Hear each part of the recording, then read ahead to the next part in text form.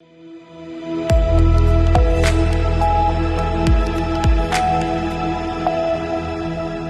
के बाद स्वागत है आप सभी का सी न्यूज भारत में। भाजपा नेता कर्नल अजय कोठियाल के धराली आपदा से जुड़े हालिया बयान ने प्रदेश की राजनीति को गरमा दिया है।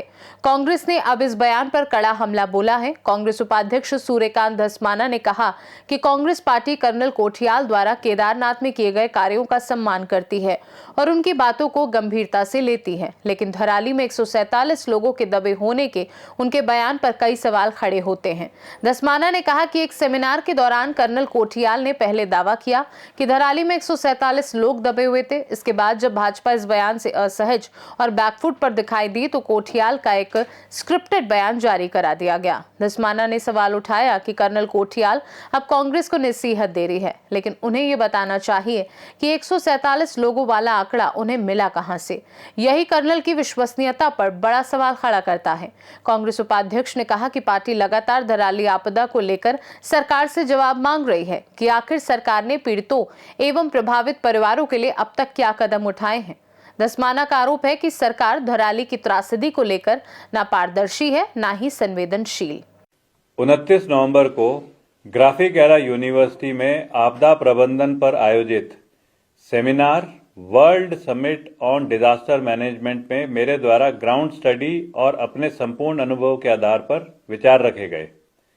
यह एक एजुकेशनल फोरम था जहां पर मैंने करीब 10 मिनट में कई महत्वपूर्ण बिंदुओं पर अपने विचार रखे। इसमें मैंने चाइना थ्रेट, वाइब्रेंट विलेज, प्रथम गांव, प्रधानमंत्री श्री नरेंद्र मोदी जी के विचार, धराली में किस प्रकार से पुनर्निर्माण होना चाहिए के बारे में बोला। यह स्थान कोई पॉलिटिकल मंच तो था नहीं। मेरी समझ में नहीं आ रहा है कि कांग्रेस पार्टी इस संपूर्ण बातचीत से कैसे पॉलिटिकल माइलेज लेना चाह रही है। कल तक जिस कांग्रेस के लिए मैं आलोचना का पात्र था, आज वही कांग्रेस मुझे हीरो बनाकर अपना पॉलिटिकल फायदा लेना चाहती है। कांग्रेस सभी मुद्दों में से केवल एक बिंदु पर अपनी राजनीति करने की कोशिश कर रही है। मैंने सुना है अब कांग्रेस अपनी राजनीतिक रोटी सेकने धराली जा रही है। मैं कांग्रेस से पूछना चाहता हूं कि धराली के बारे में तुम अभी तक कहां गायब थे? कांग्रेस को धराली की इतनी चिंता थी तो इसकी चिंता मेरे विचारों के बाद ही क्यों प्रकट हुई? कांग्रेस को जनता के दुख दर्द से अपनी राजनीतिक चमकाने का जरिया नहीं बनाना चाहिए। अगर कांग्रेस इतनी ही चिंतित हो रही है तो धराली जाने की जगह मेरे से डिबेट करे। मैं सिखाता हूं कैसे सकारात्मक राजनीति करनी चाहिए।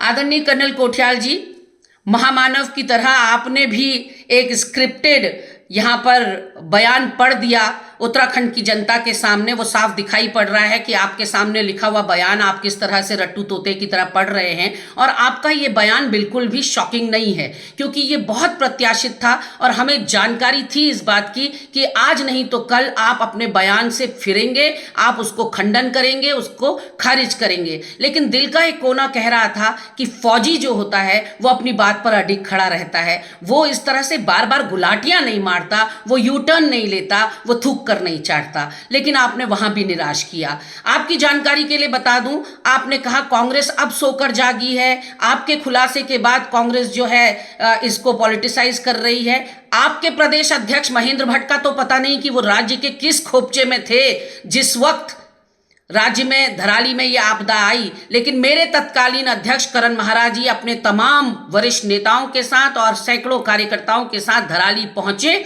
और उन्होंने यहां पर दुखी और कष्ट में जो लोग थे, जिनके ऊपर इतना बड़ा वज्रपात हुआ था, उनके साथ कंधे से कंधा मिलाकर उनका दुख साझा किया था।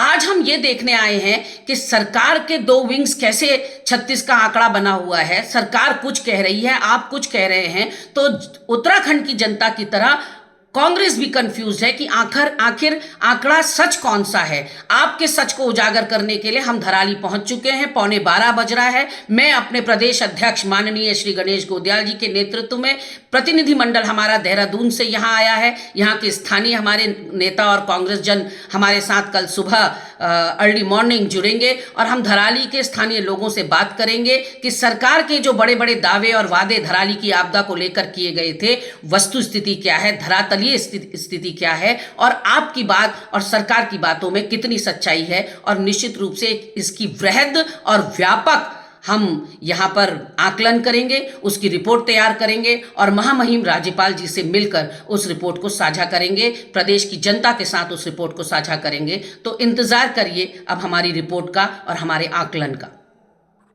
सर, अगर हम बात करें कर्नल कोठियाल की, तो एक तरफ पहले उन्होंने बयान दिया कि जो हालिया आपदा में ऐसी चीज़ें हुई थी, 147 लोग भी मलबे में दबे हैं और सरकार ने ये किया।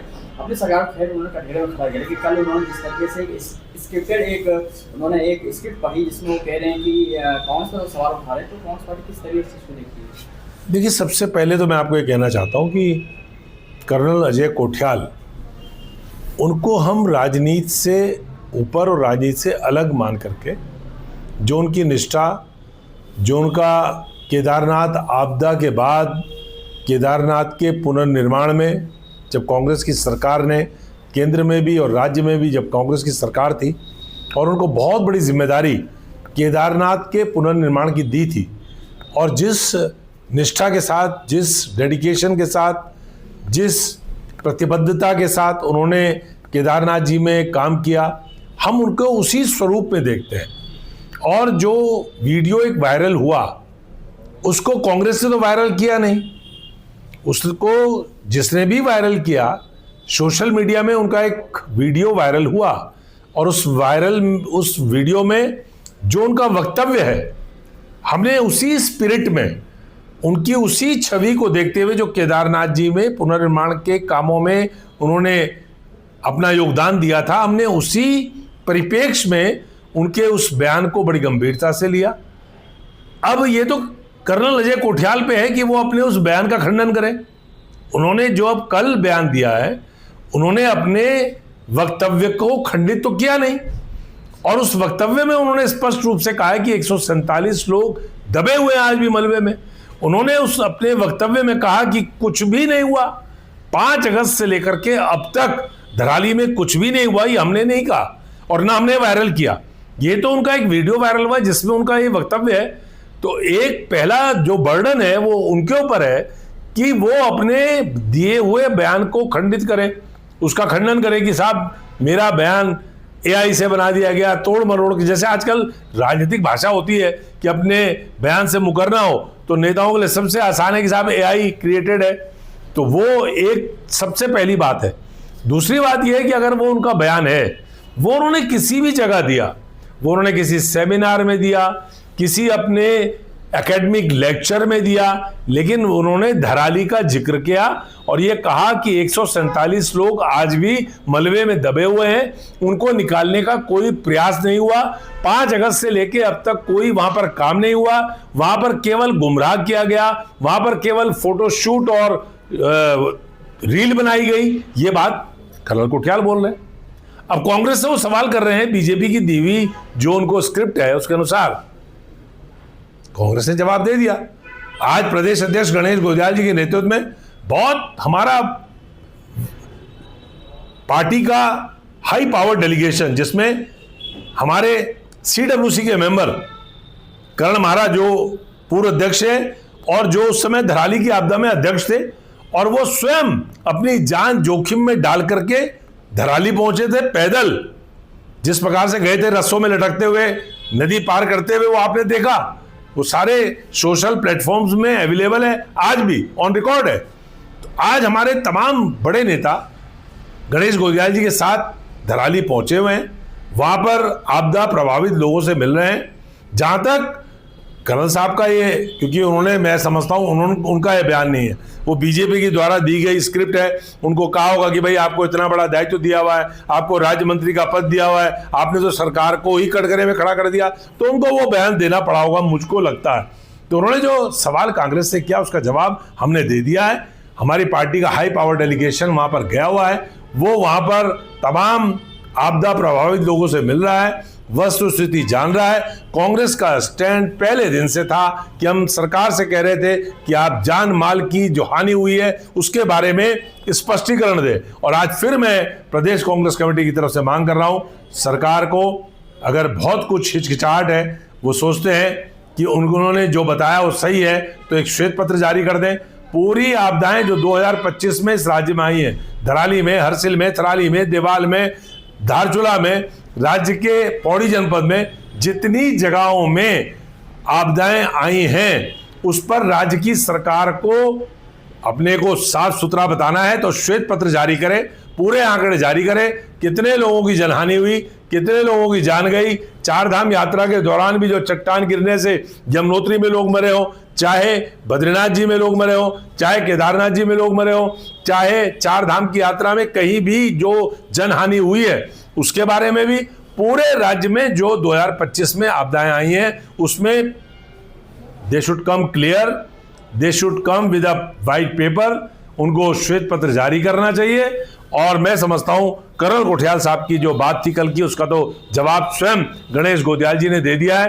उन्होंने प्रैक्टिकली स्वयं उस जगह पे जाकर के, अभी वो मिल रहे हैं लोगों से, मेरे ख्याल से पहुंच गए होंगे, और रात को उत्तरकाशी थे, और उन्होंने साथ में उनके हमारे निवर्तमान अध्यक्ष जो उस समय अध्यक्ष थे और आज CWC के मेंबर हैं, वो भी उनके साथ इस दौरे में हैं। मैं समझता हूं कि सारी स्थिति स्पष्ट है।